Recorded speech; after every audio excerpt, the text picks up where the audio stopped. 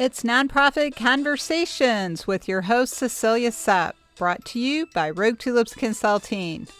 This week, we welcome Charity Quick of the Biomedical Engineering Society, and we're going to be talking about membership and how to increase value while minimizing cost. Welcome to episode 173. It's Monday, November 14th.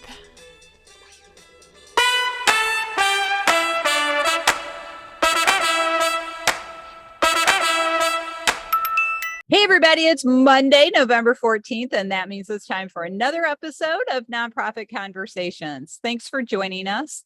I'm your host, Cecilia Sepp. I'm a certified association executive, and I'm the principal and founder of Rogue Tulips Consulting.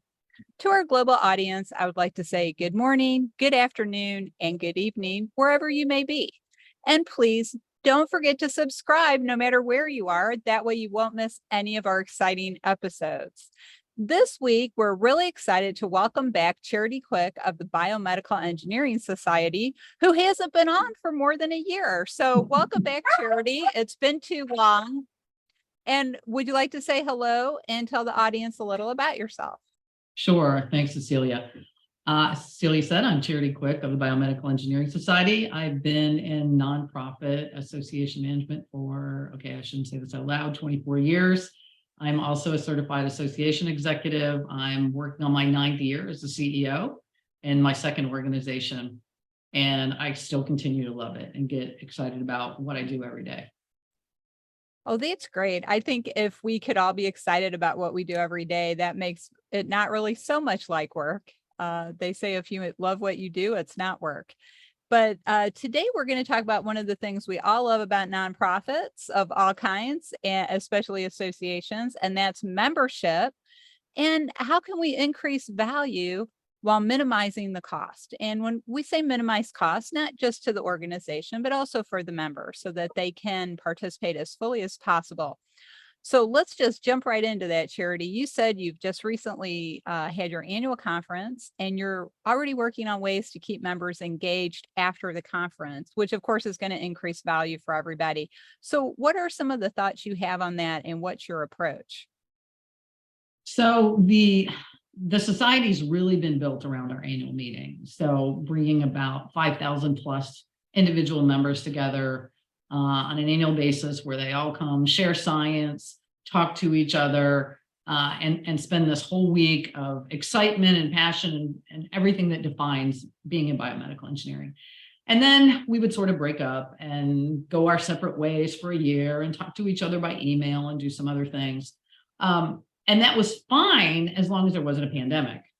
So along rolls the pandemic and this doesn't happen. There isn't a committee, there aren't in-person committee meetings or in-person board meetings.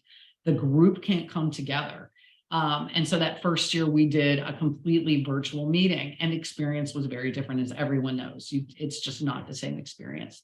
So we started having a lot of conversations about and seeing also, if you keep your membership data, which every association executive does and looks at the metrics, you start seeing the membership numbers starting to fall down because one of the biggest reasons they joined was to have that experience at our annual meeting.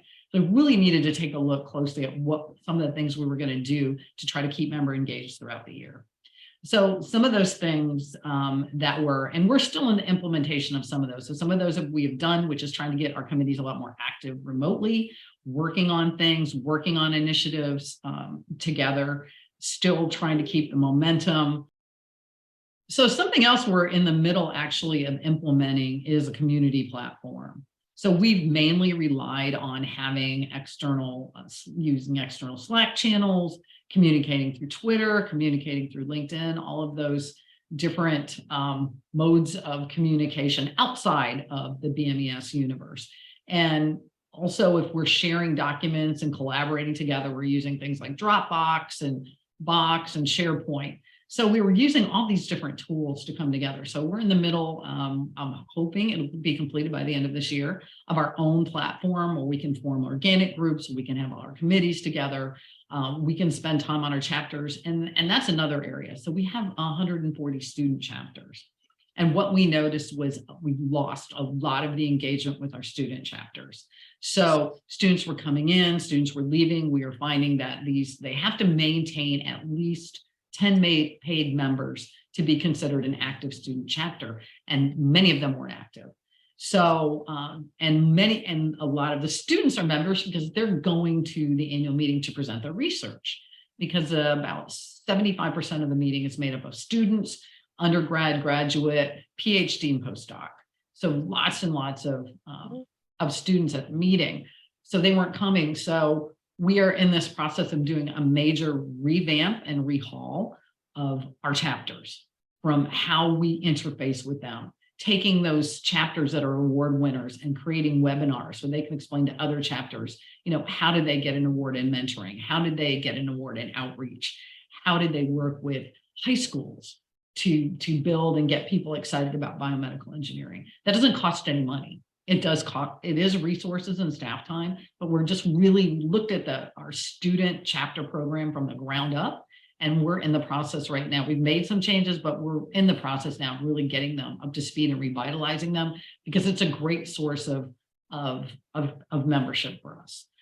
And also it gets the attention of other schools that have biomedical engineering programs that don't have a student chapter. And we have some student chapters outside the United States, not many, but we want to grow that program globally. So that is another way, is really through the grassroots of the students. So the local networking, of course, is always important and a really great value add, I think. So first of all, I think that is the most student chapters I've ever heard of, is 140. That's awesome. So do you have other chapters besides student chapters? No, we only have student chapters. Okay. We have another group. It's called the Council of Chairs, and that group, it's one of our, so we have special interest groups, and then we have this as a particular group, and that's just the chairs of all the biomedical programs in lots and lots of universities.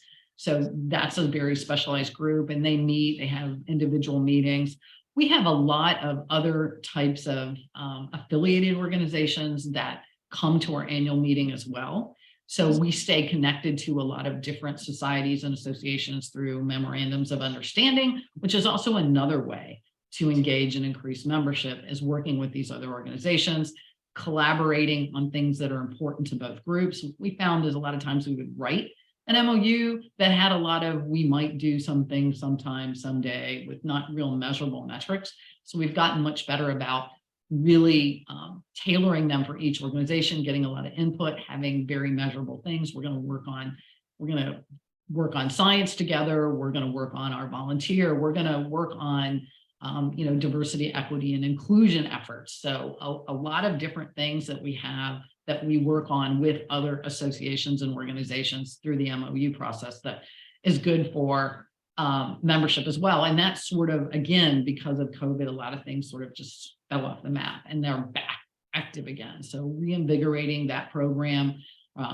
reinvigorating student chapters, and reinvigorating our membership in general, while creating some better engagement, and through the committee work too, is to building our committees back. We lost some committee chairs over the period of time, getting committee chairs back in place, getting the liaisons back with the committees, getting them working again, getting them excited again, giving them from the board to the committee, giving them some things to work on. We want you to work on this, so that they feel part of the strategic plan and engaged. So, I think that the pandemic made everybody sort of go into how do we survive mode. And now we're back into let's go back into a flourish mode. How do we realize our full potential and our members' potential, and keep them happy and engaged with the organization. Now, even though the annual meeting's back, and that's great, we just want to keep the momentum of also having them involved in other things and excited about other things and engaged. Wow. Wow. And that is so much. I mean, I think you just summarized 2020 and 2022 in that statement for what everybody had to do, and what we're trying to do, keep doing and building actually on the momentum that the lockdown created. Because one of the things it did was encourage some different kind of thinking. Now, I know it was a little tougher for academia, which is where you work. It was a little harder for them, because it is really hard to teach in a virtual environment when you're used to being in a lecture hall or in a laboratory or in a small classroom, and actually having that regular interaction. But I also think we should call 2022 the year of chapter revitalization, because you are not the first chief staff executive I've spoken with who said, we're working on updating our chapter program. We're trying to make it work better. We're trying to make it more robust. We're trying to make it easier for people to get involved. And I think especially with students, getting them to feel connected and giving them that opportunity, not just to present research, but to see how they could participate later if they go into academia and stay in BMES in whatever capacity you can join BMES. I'm not a biomedical engineer, so I don't know, but no, but this is great. And you also had mentioned more about that engagement, having people engage outside of that big annual conference, which I think is a great way to respond to what happened. So what have you seen any results from your work on increasing that engagement outside conference? So we definitely have in relation to our students and our student chapters. And what we see is a lot of times and again, students are the big majority of our membership, and that's where the most transition is. So a bunch of new ones will come and ones will graduate and ones will leave. And the progression is you're a student member, you're an early career member, and then you're a professional member. So the professional member is a pretty steady group. So that's a lot of academics and folks in industry who've been members a long time and maintain their membership. So that's an easy group. And then of course you have a little transition in the early career because you can only be an early career member for a fixed number of years, and then you move into the professional member. So that transition is easy. But the hard group is the students. So that we have definitely seen membership go up again now that we have an in-person meeting and then starting to work with them, because the numbers for us go where the student members go. So, if we have 7,000 members and we lost 2,000 students, we're at 5,000, but that's usually where the change is. So keeping them, getting them at the annual meeting, keeping them engaged throughout the year, if they're in a chapter or not through a chapter, but even if there's a student member, access to a lot of those different tools. So a lot of the presentations that we're putting up through that process, we're starting to we've had a few of those. We're starting to gain momentum on that, on the webinars, and how to run, not only how to run a chapter, but things like how to present, how to put an abstract together, how to present a paper, all the different things they might need. The other big thing that our students want is connection to industry. The vast majority of our students go into industry. They don't go into academia. So making connections for them with our industry people beyond just what they get at the annual meeting. So that's another thing we're working on too. So we're just hoping to keep seeing that student number go up. Wow. And that's really, I'm glad that you clarified that about, actually a lot of the students are going to work in the industry area, because that actually makes sense, because that's where they can actually create things and build things. And being able, that must be such a good feeling, knowing that you're helping the next generations come along of biomedical research and making the world better for the rest of us in a lot of ways. Yeah, and that's really, if you talk to our professional members, particularly those members from industry, that's really, if you get down to the nitty gritty with them and say, why are you a member? And he's like, professionally, the science where it is and stuff may not do enough for me, but where I'm getting my satisfaction is mentoring young people who may do great things and change the world, because biomedical engineers have changed the world. Just at our annual meeting, we had Dr. Cato Lorenzen, and I don't know if you know Dr. Lorenzen, but he is amazing. He won the Science and Technology Medal presented to him at the White House by President Obama. And he's just I've never seen anyone that's won so many awards. Amazing man. And he's in, I think it's called the 30, I think by 2030, they're trying to grow a human limb for replacement for people that have been severely injured or born without limbs, etc. So it says he's working with like the brightest minds in the world trying to grow a limb. And you just realize, he was a student at one point, and he was mentored by people that he talked about in his presentation. And these people might literally, heart valves were created by these people, just so many things. So you never know who's in the room. And when we go to our meetings, what's so exciting about them is people are also excited about science. They are just super excited about science. And so it's very cool. So to be a part of it is a neat thing. Well, and I'm just like still processing what you said about growing a limb for someone, because I've done some reading in the news about using 3D printing to make Mhm. organ transplants and well, I guess you don't make an organ transplant, but to replicate someone's organ for transplant. So growing someone's limb, and I'm guessing you probably need their cells, so there's no rejection. They have come up with artificial stem cells as well, which is Oh one my of the gosh. projects. I mean, it's amazing. Again, many times I will, I'll have to be honest. I'm not a biomedical engineer either. So sometimes I sit in a room and I'm getting maybe, 40% of what they're saying. A lot of it is very technical, but then, you get to the outcome Mhm. and what it meant, and the years of dedication and the patents and the hours they spend in the lab, and just they're just doing it, not just for scientific credit, but honestly, it's so many of them, it is to better mankind. It's to make life better for somebody. And so it's pretty amazing. Wow. And you were talking about years working toward outcomes, and in science, it does sometimes take decades to find the answer or to create an artificial limb for someone. But to kind of bring it back to our usual topic of nonprofit management, a lot of what we do there is supporting our members to have Mhm. successful outcomes. And for a person like you who is a chief staff executive, that's your main goal to support people towards successful outcomes for the organization. And by protecting and supporting the organization, you support the members and what they're trying to accomplish and increases their value of membership. And that value can be measured in dollars, but I think it's usually measured in spirit than dollars. Well, this has been great. I hate to say we're at the end of the episode already because one, it's been a year since you've been on, and we should have you on more often. So I'm just like, wow, mind blown. It's been a whole year.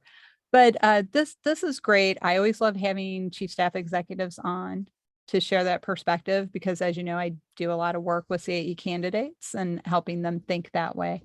So this has been wonderful. Now, as you know, before we go rogue, we like to ask our guests for a closing thought, like what do you want the audience to take away today? And then if they wanted to follow up with you and talk to you more, what's the best way to get in touch with you? The best way to get in touch with me is to just email me at charity@bmes.org. Super easy. You were saying measure the impact on your members, in dollars is one thing. You know how we measure ours? Closing thought. We measure ours with our tweets. Oh, We really? absolutely know the temperature of what's going on with our members, and our tweets have led to so many different things. You would be amazed. Not all good, many of them great and good, but sometimes we're like, there's a problem here. And it's generally the first place you're at is on Twitter. So just that's my closing thought. Pay attention to social media. You can And pay find out a lot attention. of what's on your members' minds. Well, and it's also that, they may not be on Twitter, they may be in a LinkedIn group or wherever, but yeah, go where your members. I agree. That's a great closing thought. Go where your members are and find out what they're talking about. I love For that. sure. Thank you so much. So everyone, I want to again thank our guest, Charity Quick, the executive director of the Biomedical Engineering Society, who not only knows a lot about how to help members, but is learning all kinds of cool things like about growing additional limbs for people. So we'll have to keep an eye on this organization and see what else they do. So thank you again, Charity. Really appreciate you Sure. coming. No problem. Thank you, Cecilia. We have to go rogue for now, but we'll be back actually the week after Thanksgiving. So we will not have a new episode next week. Happy Thanksgiving if you celebrate in the United States. And if you don't celebrate, sorry, we won't be back till the end of November.